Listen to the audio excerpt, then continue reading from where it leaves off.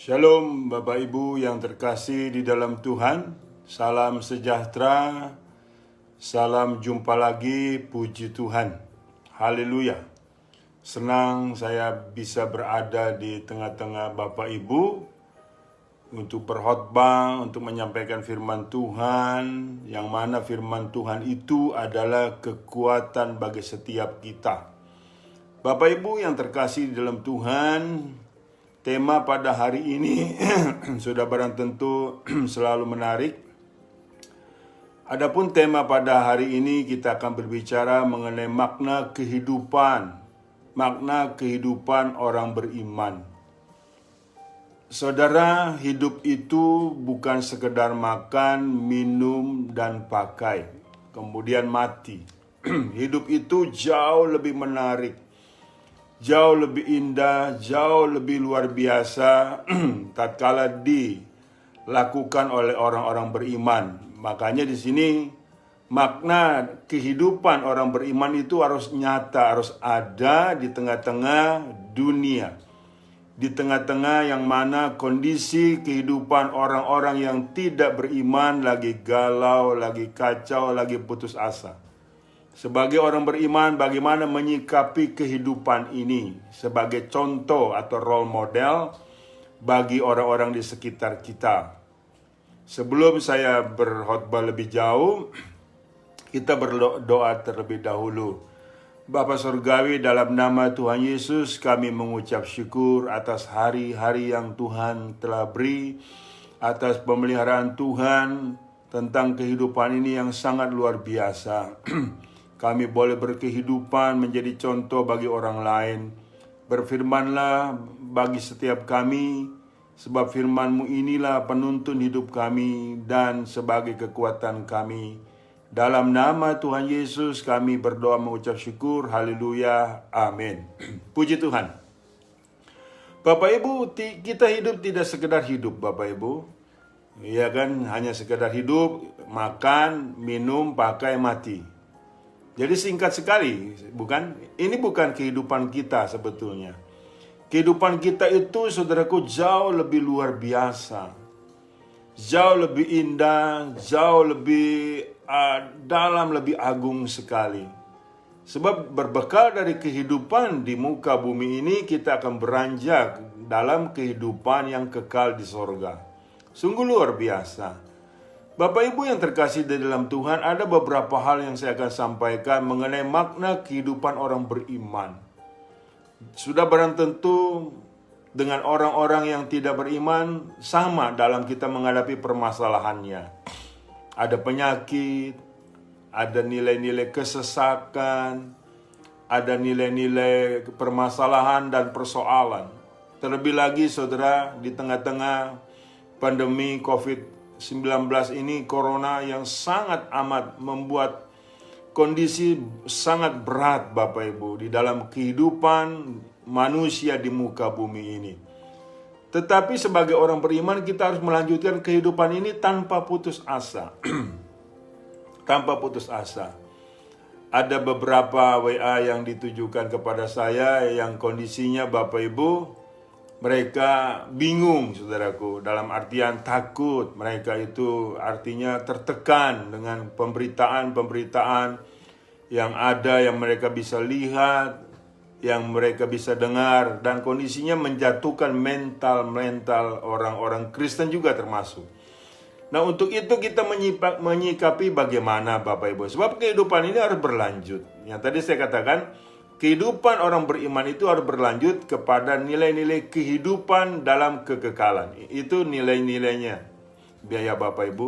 Nah, yang pertama, saudaraku, di dalam Lukas 12 ayat 23 jelas dikatakan, sebab hidup itu lebih penting daripada makanan dan tubuh itu lebih penting daripada pakaian. Hidup itu lebih penting daripada makanan dan tubuh itu lebih penting dari pakaian. Apa yang dimaksud dalam kondisi ini? Penting sepenting apa dan apa yang dimaksud dengan penting? Sudah barang tentu saudaraku, iya kan, memang jelas bahwa yang terpenting dalam hidup ini bukan makanan, bukan minum, bukan pakaian. Walaupun memang itu kita butuhkan, tapi bukan yang terpenting. Nah, menghadapi dalam kondisi ini apa yang Bapak Ibu kita harus lakukan, saudaraku? Yang pertama, kita harus bersabar. Apa makna bersabar? Kita baca di dalam Ibrani 6 ayat 9 sampai 15. Bersabar. Ibrani 6 ayat 9, tetapi hai saudara-saudaraku yang kekasih, sekalipun kami berkata demikian tentang kamu, kami yakin bahwa kamu memiliki sesuatu yang lebih baik, yang mengandung keselamatan. Sebab Allah bukan tidak adil, sehingga ia lupa akan pekerjaanmu dan kasihmu yang kamu tunjukkan terhadap namanya, oleh pelayanan kamu kepada orang-orang kudus yang masih kamu lakukan sampai sekarang. Tetapi kami ingin supaya kamu masing-masing menunjukkan kesungguhan yang sama untuk menjadikan pengharapanmu suatu milik yang pasti sampai pada akhirnya, agar kamu jangan menjadi lamban tetapi menjadi penurut-penurut mereka yang oleh iman dan kesabaran mendapatkan bagian dalam apa yang dijanjikan Allah. Sebab ketika Allah memberikan janjinya kepada Abraham, ia bersumpah demi dirinya sendiri, karena tidak ada orang yang lebih tinggi daripadanya. Katanya, sesungguhnya aku akan memberkati engkau berlimpah-limpah dan akan membuat engkau sangat banyak. Abraham menantikan dengan sabar dan dengan demikian ia memperoleh apa yang dijanjikan kepadanya. Saudaraku, puji Tuhan, rupanya kesabaran ini adalah bagian daripada nilai proses untuk mencapai janji-janji Allah dalam bentuk beriman kepada Tuhan Yesus, dan itu kuncinya bersabar. Tatkala kita tidak bersabar, Bapak Ibu, itu semuanya akan hilang. Jadi menghadapi pergumulan ini, Bapak Ibu, itu sebuah proses. Kuncinya sabar. Rupanya juga kesabaran itu buah roh yang keempat. Di Galatia 5 ayat 22 sampai 23. Saudaraku yang terkasih dalam Tuhan, kesabaran di situ adalah nilai-nilai berimannya kita. Jadi kita beda dengan orang-orang dunia. Orang-orang dunia kalang kabut karena mereka nggak ada pegangan. Mereka nggak ada kepercayaan. Mereka tidak ada kepastian. Tapi kita mempunyai nilai kepastian dalam kerangka beriman akan mendapatkan janji-janji Allah. Lihat Abraham, lihat Paulus. Begitu mereka bersabar dalam konteks nilai-nilai persoalan, masalah, dan problem mereka. Mereka juga tidak luput dari persoalan. Mereka tidak luput pula daripada nilai-nilai problem. Jadi kunci mereka itu sabar. Saudaraku, kalau kita belajar atas kesabaran Paulus, atas kesabaran Bapak Abraham, itu luar biasa Bapak Ibu. Ya, mereka bukan tanpa masalah, mereka bukan tanpa halang rintang. Mereka banyak sekali halang rintang dan mereka banyak masalah, banyak persoalan, bahkan aniaya terhadap mereka.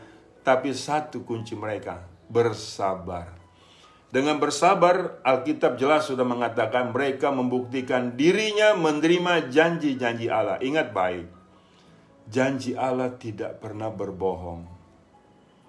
Jelas dikatakan firman tadi, atas ketekunanmu dalam melayani, atas ketekunanmu dalam beriman kepada Tuhan Yesus, itu tidak sia-sia. Untuk itu, untuk menerima nilai-nilai upah dari Tuhan, kuncinya sabar. Sabar dalam susah sukamu, sabar aku ada sertamu. Sabar, sabar, aku beri kuat bagimu. Puji Tuhan. Sabar ya Bapak Ibu. Janji Tuhan itu kondisinya telah dipersiapkan. Dan yakinlah apa yang kau doakan, yakinlah kau sudah terima. Nah, di sini adalah kita berjalan dengan waktu Tuhan. Waktu Tuhan adalah waktu yang terbaik. Kita cuman kuncinya sabar. Bersabar dan bersabar. Ada amin? Dengan bersabar engkau akan meraih nilai-nilai apa yang kau kerjakan. Sebagaimana seorang yang upahan setiap bulannya mendapat gaji, saudaraku. Dia mesti bersabar menunggu waktu dia diberi upah. Coba Bapak Ibu mau coba dalam pekerjaan. Sudah deal dalam perjanjian. Kamu diberikan gaji 30 hari. Setiap minggu Bapak Ibu tolong tanyakan sama bosmu itu. Setiap minggu, bagaimana gaji saya? Minggu kedua, bagaimana gaji saya? Minggu ketiga, bagaimana gaji saya, bos? Ya kan? Minggu keempat Anda dipecat. Karena tidak sabar. Dengan kondisi seperti ini kita paham maksudnya. Amin. Ada perumpamaan seperti itu. Jadi janji Allah itu utuh. Dan dia tidak pernah berbohong. Kuncinya bersabar. Kemudian saudaraku yang terkasih di dalam Tuhan, kita lihat yang kedua. Kuncinya sebagai makna kehidupan orang beriman atas mengatasi masalah, persoalan, problem kita adalah bergumul. Roma 15 ayat 30-33, bergumul. Tetapi demi Kristus Tuhan kita dan demi kasih Roh, aku menasihatkan kamu, saudara-saudara, untuk bergumul bersama-sama dengan aku dalam doa kepada Allah untuk aku, supaya aku terpelihara dari orang-orang yang tidak taat di Yudea, dan supaya pelayananku untuk Yerusalem disambut dengan baik oleh orang-orang kudus di sana, agar aku yang dengan sukacita datang kepadamu oleh kehendak Allah, beroleh kesegaran bersama-sama dengan kamu. Allah sumber damai sejahtera menyertai kamu sekalian. Amin. Paulus sangat percaya Bapak Ibu soal pergumulan, pergulatan atas nilai-nilai yang benar, yang baik dalam berdoa. Jadi saudaraku, yang kedua adalah untuk makna kehidupan orang beriman, bergumul. Pergumulan adalah nilai-nilai bagian dari iman kita. Bergulat Bapak Ibu. Ya, saudara barang tentu bukan bergumul dalam dosa. Bergumul dalam dosa upahnya maut, tapi bergumul dalam kebenaran upahnya yang kekuatan Tuhan. Makanya Paulus mengajak kepada rekan-rekannya untuk bergumul, ya kan, untuk bergumul soal pelayanan dia, pelayanan semuanya, agar kondisinya Allah sumber damai sejahtera menyertai kamu sekalian. Haleluya. Pergumulan saudaraku ini hidup, ini kehidupan. Jangan sampai kita ini Bapak Ibu tidak mengerti akan nilai pergulatan dan pergumulan saudaraku. Pergumulan adalah suatu keharusan. Tatkala kita bergumul di dalam Tuhan, bergumul di dalam berdoa, itu pasti ada jalan keluar. Karena di situ letaknya ketaatan. Di situ letaknya kesetiaan. Jangan goyah Bapak Ibu menghadapi masalah ini. Kita harus terus bergumul dalam berdoa kita, berharap kepada Tuhan yang pasti tidak pernah mengecewakan kita. Siapa yang berharap kepada Tuhan tidak pernah dikecewakan. Seberat apapun masalah Bapak Ibu, terus bergumul. Di situ engkau memperoleh kekuatan-kekuatan yang dahsyat dan daripada Tuhan. Sebab Tuhan tidak membiarkan engkau berjalan sendirian. Haleluya. Kita lihat lagi satu tokoh yang bergumul hidupnya, saudaraku. Iya kan, kita lihat saudaraku, di dalam Kejadian 32 ayat 24. Kejadian 32 ayat 24. Saya baca, lalu tinggallah Yakub seorang diri, dan seorang laki-laki bergulat dengan dia sampai fajar menyingsing. Ketika orang itu melihat bahwa ia tidak dapat mengalahkannya, ia memukul sendi pangkal paha Yakub, sehingga sendi pangkal paha itu terpelecok ketika ia bergulat dengan orang itu. Lalu kata orang itu, biarkanlah aku pergi, karena fajar telah menyingsing. Sahut Yakub, aku tidak akan membiarkan engkau pergi jika engkau tidak memberkati aku. Bertanyalah orang itu kepadanya, siapakah namamu? Sahutnya, Yakub. Lalu kata orang itu, namamu tidak akan disebut lagi Yakub, tetapi Israel. Sebab engkau telah bergumul melawan Allah dan manusia dan engkau menang. Haleluya. Saudaraku, Yakub hidupnya selalu bergumul. Ingat waktu di perut kandungan ibunya. Dia bergumul dengan saudara kembarnya Esau. Tatkala Esau keluar, Yakub pegang tumitnya itu. Ini nilai Yakub. Yakub hidup selalu bergumul, bergulat. Dia orangnya tidak pernah putus asa, Bapak Ibu. Kalau dalam, ya sudah barang tentu bergumul, bergulat bukan dengan orang dalam arti yang berantem, tapi bergumul dengan persoalan. Bapak Ibu, banyak orang-orang sukses, padahal mereka tidak beriman. Mereka istilahnya sungsang sumbel jatuh bangun untuk meraih kesuksesannya. Kenapa kita tidak percaya padahal kita punya iman? Yang Allah kita adalah yang memastikan kita berhasil. Iya kan? Tatkala engkau sakit, mungkin engkau terkena COVID-19. Bergumullah di situ dengan penyakitmu dan berharap kepada Tuhan. Dan engkau akan sehat kembali. Iya kan? Karena saudaraku, setiap orang yang berharap kepada Tuhan, sekali lagi saya katakan, kita tidak pernah dikecewakan. Lihat Yakub. Yakub tadinya bernama Yakub itu istilahnya penipu. Tetapi Tuhan ganti Israel sampai sekarang. Siapa yang bergumul dalam hidupnya, menyertakan Tuhan, akan berubah Bapak Ibu. Berubah nilai-nilai kehidupannya. Ya, kita boleh menjadi kuat di dalam Tuhan. Menjadi lebih yakin di dalam Tuhan. Jangan putus asa. Iya kan? Makna kehidupan orang beriman harus seperti itu. Agar menjadi role model dilihat banyak orang. Sehingga kita tidak cengeng. Kita tidak lari dari kenyataan ini. Hadapi Bapak Ibu. Bergumul adalah satu nilai yang luar biasa. Bergumul adalah nilai-nilai yang mana saudaraku, kita memperoleh dukungan dari Tuhan. Bagian kita mari kita kerjakan. Allah akan mengerjakan bagiannya. Lihat saudaraku yang terkasih di dalam Tuhan, Paulus, Yakub, orang-orang yang bergumul dalam kebenaran. Nah, masalahnya pastikan bahwa pergumulan itu dalam kebenaran. Bukan pergumulanmu dalam dosa. Tatkala pergumulanmu dalam kebenaran, saudaraku, hidupmu akan keluar menjadi pemenang. Bahkan lebih daripada pemenang. Apa yang sekarang Bapak Ibu hadapi? Sakit penyakitkah? Kekurangankah? Jangan bersungut-sungut, saudaraku. Banyak saya menyaksikan orang Kristen begitu kena penyakit, begitu ada masalah, bersungut-sungut. Menyalahkan kiri kanan, menyalahkan Tuhan bahkan. Tidak boleh, saudaraku. Tidak ada kejadian yang kita hadapi tanpa seizin Tuhan. Tatkala kita menghadapi nilai-nilai persoalan itu, Tuhan tahu dan seizinnya. Dan pencobaan-pencobaan yang datang tidak melebihi kekuatanmu. Ada amin Bapak Ibu. Permasalahanmu apa sekarang? Bergumullah di situ. Iya kan, sudah barang tentu dalam imanmu bergumul di dalam nama Tuhan Yesus. Sehingga engkau memperoleh nilai kelegaan, kesembuhan, dan kesetiaan. Ada amin Bapak Ibu? Supaya kita paham makna kehidupan itu apa sih bagi orang beriman. Iya kan? Jangan kita malah melihat orang-orang yang tidak beriman, ya lemahlah. Iya kan? Jangan kita melihat orang-orang yang tidak bertuhan, ya tambah kacau kita. Kita ada patokan hidup. Firman Tuhan yang adalah perkataan kuasa. Di situ nilai. Pencobaan-pencobaan yang datang kepadamu tidak melebihi kekuatanmu. Dan engkau tidak pernah dibiarkan jatuh sampai tergeletak.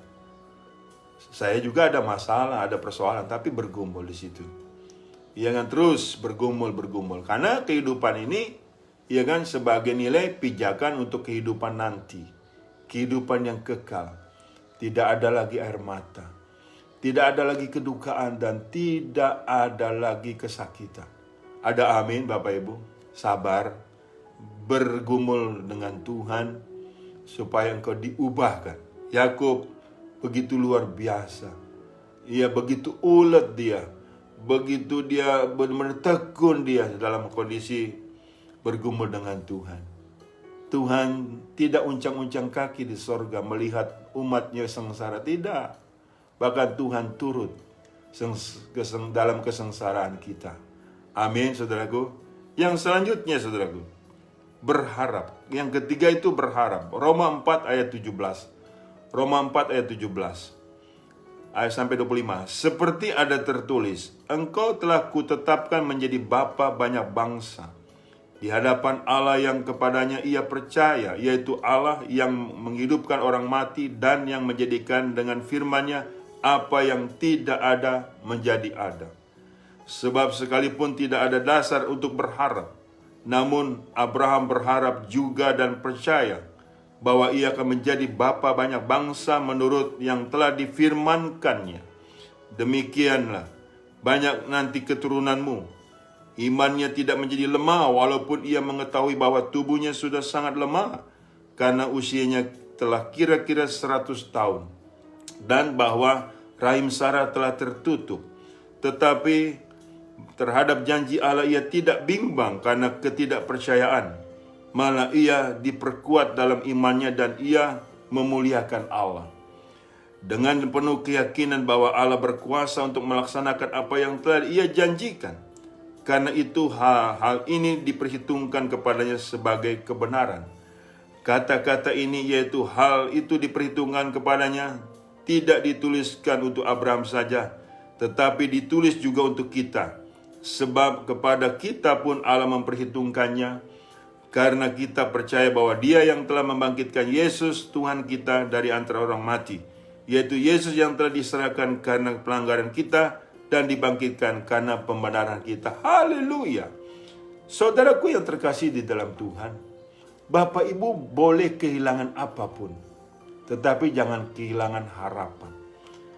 Harapan adalah beriman kepada Tuhan Yesus yang sangat luar biasa. Makanya di sini, kenapa kita disuruh berharap? Supaya kita tidak mengandalkan kekuatan Tuhan. Supaya kita cepat-cepat menyerah, bukan putus asa maksud saya. Iya, seringkali kita ingin mencoba terus dengan kekuatan kita. Itu salah Bapak Ibu. Iya, berharap ini artinya berserah kepada Tuhan. Yaitu dalam kondisi tubuh lemah, roh penurut. Iya, dalam kondisi walaupun tubuh lemah, rohnya kita ini harus kuat di dalam Tuhan Bapak Ibu. Iya kan, yang tadi saya katakan tubuh lemah, roh penurut, itu hati-hati. Ya kan, Abraham walaupun tubuhnya sudah tua renta, tetapi sebagai bapak segala orang beriman dan keturunannya seperti pasir di laut, dia tidak pernah, saudaraku, putus asa. Dia yakin betul kepada siapa dia berharap. Dia berharap kepada kekuatannya yang sangat luar biasa, ya kepada Tuhannya. Kita punya Tuhan, kita sama Tuhan Abraham sama. Tuhan Yesus Kristus. Galatia 3:29. Barang siapa yang milik Kristus, dia adalah keturunan Abraham dan berhak menerima janji-janji Allah. Berharap adalah nilai modal kekuatan kita. Sudah benar tentu berharap bukan kepada manusia. Sebab berharap kepada manusia kita akan terkutuk. Terkutuklah orang berharap kepada manusia, kepada kekuatannya sendiri dan hatinya jauh daripada Tuhan. Tapi siapa yang berharap kepada Tuhan, dia seperti pohon yang ditanam di tepian air, berbuah pada musimnya dan tidak pernah mengalami tahun-tahun kering. Amin, saudaraku. Jangan putus harapan Bapak Ibu. Iya kan? Mungkin kita seringkali membatasi nilai-nilai Tuhan, nilai kuasa Tuhan. Bagaimana Pak Pendeta? Saya sudah habis-habisan. Saya sudah kiri kanan depan belakang usaha mentok. Apalagi yang saya mesti harapkan Pak Pendeta? Saudaraku, ada Tuhan di atas, yang kepadanya engkau boleh berharap, dan pengharapanmu Bapak Ibu tidak pernah mengecewakan dirimu. Ada amin, saudaraku. Kalau kita merasa sudah mentok, ya udah berserah, berharap. Malah jangan sampai kita menghukum diri sendiri dengan putus asa. Tidak boleh, saudaraku. Jadi jelas, berharap kepada Tuhan tidak pernah dikecewakannya. Haleluya. Selanjutnya, saudaraku. Selanjutnya yang keempat, bertekun. Iya kan? Kolose 1 ayat 15 sampai 23. Ia adalah gambar Allah yang tidak kelihatan, yang sulung, lebih utama dari segala yang diciptakan. Karena di dalam Dialah telah diciptakan segala sesuatu yang ada di sorga dan yang ada di bumi, yang kelihatan dan yang tidak kelihatan, baik singgasana maupun kerajaan, baik pemerintahan maupun penguasa, segala sesuatu diciptakan oleh Dia, untuk Dia. Ia ada terlebih dahulu dari segala sesuatu, dan segala sesuatu ada di dalam Dia. Ia kepala tubuh, yaitu jemaat. Ialah yang sulung, yang pertama bangkit dari antara orang mati, sehingga ia lebih utama dari segala sesuatu. Karena seluruh kepenuhan Allah berkenan diam di dalam Dia, dan oleh Dialah ia memperdamaikan segala sesuatu dengan dirinya, baik yang ada di bumi maupun yang ada di sorga. Sesudah ia mengadakan perdamaian oleh darah salib Kristus, juga kamu yang dahulu hidup jauh dari Allah dan yang memusuhinya dalam hati dan pikiran seperti yang nyata dari perbuatanmu yang jahat, sekarang diperdamaikannya di dalam tubuh jasmani Kristus oleh kematiannya, untuk menempatkan kamu kudus dan tak bercacat dan tak bercela dan tak bercacat di hadapannya. Sebab itu kamu harus bertekun dalam iman, tetap teguh dan tidak bergoncang, dan jangan mau digeser dari pengharapan Injil yang telah kamu dengar dan yang telah dikabarkan di seluruh alam di bawah langit, dan yang aku ini, Paulus, telah menjadi pelayannya. Haleluya. Ini bicara posisi kita sebagai umat Tuhan. Kita telah diselamatkan oleh Yesus Kristus, yang Dia adalah Tuhan kita. Itu kondisi kita. Nah, di situ saudaraku, mungkin di dalam diri kita ada nilai-nilai ingin berubah.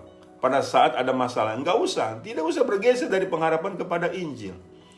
Jadi apapun persoalan masalahmu, jangan sampai dirimu berubah bergeser menjadi tidak setia. Untuk supaya engkau tetap setia, di situ harus kau bertekun. Dari hasil bertekun muncullah nilai kesetiaan, dan endingnya adalah kemenangan. Jadi kita ini Bapak Ibu bukannya kondisinya baru mau dipelihara Tuhan, sedang dipelihara Tuhan, dan sudah di dalam keselamatan Tuhan. Di situ tinggal kita tekuni saja Bapak Ibu, dengan bertekun saudaraku, sehingga kita mencapai garis akhir. Aku sudah mengakhiri pertandingan yang baik. Aku telah memelihara iman. Sekarang telah tersedia bagiku mahkota kebenaran. Dan bukan hanya kepada aku, tetapi kepada orang-orang yang menantikan Dia. Bertekun adalah kekuatan kita sebagai orang beriman tatkala menghadapi masalah, tatkala kita dalam kehidupan ini. Iya kan? Jadi jelas, kehidupan orang beriman adalah bertekun atas masalah persoalan yang ada. Di situ Tuhanlah yang campur tangan bertanggung jawab atas nilai-nilai tersebut. Tatkala engkau bertekun dan berharap kepada Tuhan, engkau akan diluputkan dari pencobaan-pencobaan yang akan datang dalam dunia ini. Wahyu 3:10. Jadi saudaraku, yang keempat itu bertekun. Kita harus sungguh-sungguh bertekun di dalam Tuhan, bertekun sampai akhir. Mungkin muncul pertanyaan, sampai kapan Pak saya harus bertekun atas penyakit saya? Sampai engkau dipanggil ke surga. Jadi di situ supaya engkau tidak mengucapkan perkataan-perkataan sungguh-sungguh. Bertekun saja. Lagi pula saya tadi bicara, tidak ada persoalan yang Tuhan tidak izinkan terjadi atas hidupmu. Begitu pula atas hidup saya. Bertekun adalah bagian kunci dari iman kita. Dan kita ini boleh memberitahu kepada orang lain. Dan bahkan tingkah laku kita bertekun atas masalah, tidak mengeluarkan sungutan.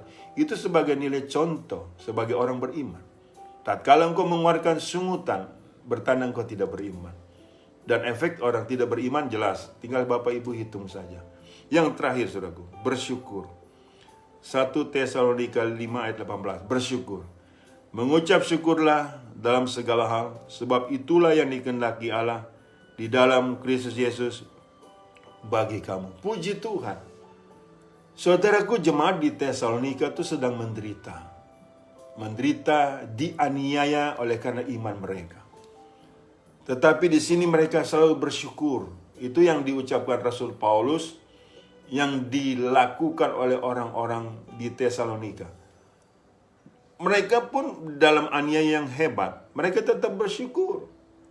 Bersyukur bertanda bahwa hidup mereka sudah diserahkan sama Tuhan. Mati hidup mereka diserahkan sama Tuhan. Itu makna kehidupan orang beriman, Bapak Ibu.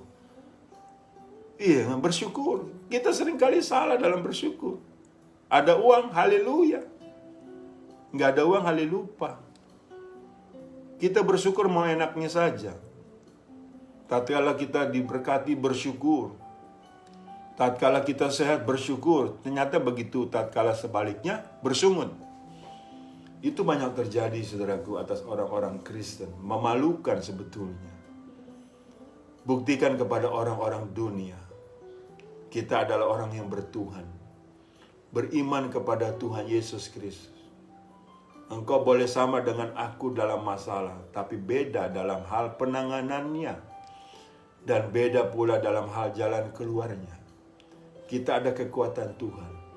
Bersyukur, bersyukur, bersyukurlah, bersyukur, karena kasih setiamu. Haleluya. Ada ucapan syukur Bapak Ibu dalam segala hal. Sehingga akhirnya jemaat di Tesalonika banyak memenangkan jiwa-jiwa atas orang-orang sekitar mereka.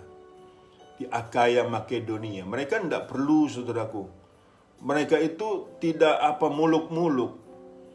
Ya kan, dalam artian seringkali yang dilakukan oleh orang Kristen, ngutip ayat segala macam, tapi tingkah laku berbeda. Banyak orang malah menjadi batu sandungan. Orang di Tesalonika ini, Bapak Ibu, jemaat di Tesalonika, dilihat tingkah laku oleh orang-orang di sekitar mereka. Mereka mengenal Yesus pada akhirnya bertobat. Karena orang-orang di sekitar mereka bingung. Ini orang dianiaya, tidak marah, tidak sungut-sungut, tetapi bersyukur. Bersyukur itu bertanda sudah bulat. Berserah kepada Tuhan. Ada amin. Bersyukurlah atas sakit penyakit yang hari ini engkau ada. Bersyukurlah atas permasalahanmu. Bukan berarti kita mau dalam hal ini. Kalau sudah ada sakit penyakit mau apa? Iya dong. Lagi pula tidak ada yang Allah tidak ketahui. Bersyukur. Bersyukur itu menaikkan imun, Bapak Ibu. Dan bersuka pada akhirnya. Ya, kondisinya hidup kita ini, saudaraku, tidak ada kesusahan yang membuat kita susah. Karena di dalam bersyukur itu ada kekuatan Tuhan yang luar biasa. Sehingga kita punya nilai-nilai iman. Kebal atas masalah, kebal atas persoalan. Karena kita tahu cara mengatasinya. Makna kehidupan orang beriman itu saudaraku bersyukur yang terakhir. Sebagai ayat penutup, saudaraku, sebagai ayat penutup, Kolose 3:15. Hendaklah damai sejahtera Kristus memerintah dalam hatimu. Karena untuk itulah kamu telah dipanggil menjadi satu tubuh. Dan bersyukurlah. Saya ulang. Hendaklah damai sejahtera Kristus memerintah dalam hatimu. Karena untuk itulah kamu telah dipanggil menjadi satu tubuh. Dan bersyukurlah. Rupanya bersyukur mendatangkan damai sejahtera di dalam Kristus. Yang kita yakini sebagai Tuhan dan Juru Selamat kita. Yang Raja Damai. Haleluya. Puji Tuhan, amin Bapak Ibu. Sehingga makna kehidupan orang beriman kita paham. Pertama bersabar, kedua bergumul, ketiga berharap, keempat bertekun, kelima bersyukur. Saya berdoa untuk Bapak Ibu sekalian. Bapa Surgawi, aku sudah menyampaikan firman-Mu, yaitu mengenai makna kehidupan orang beriman. Apa yang kami harus lakukan, Engkau sudah nyatakan. Sehingga kami boleh tetap setia beriman kepada Engkau Tuhan Yesus. Apapun kejadian yang kami alami. Terlebih lagi di tengah sakit penyakit sampar ini. Kami percaya kuasa-Mu sempurna dan tidak pernah berubah dahulu, kemarin, sekarang, dan selama-lamanya. Begitu pula kesetiaan-Mu. Aku berdoa untuk jemaat yang dimanapun mereka berada. Atas kesesakan mereka Tuhan pulihkan. Atas penyakit mereka Tuhan sembuhkan. Atas beban mereka Tuhan angkat. Terima kasih Bapa. Dalam nama Tuhan Yesus aku berdoa mengucap syukur. Haleluya. Amin. Bapak Ibu yang terkasih dalam Tuhan, terimalah berkat dari Allah Bapa. Di dalam cinta kasih Tuhan kita Yesus Kristus. Di dalam persekutuan dengan Roh Kudus-Nya. Yang selalu menyertai kita. Mulai dari saat ini sampai Maranatha. Tuhan datang kali yang kedua menjemput kita dalam kemuliaan-Nya. Dan kita pun layak menerima kemuliaan Tuhan dari kekal sampai kekal. Tuhan Yesus memberkati. Haleluya. Shalom.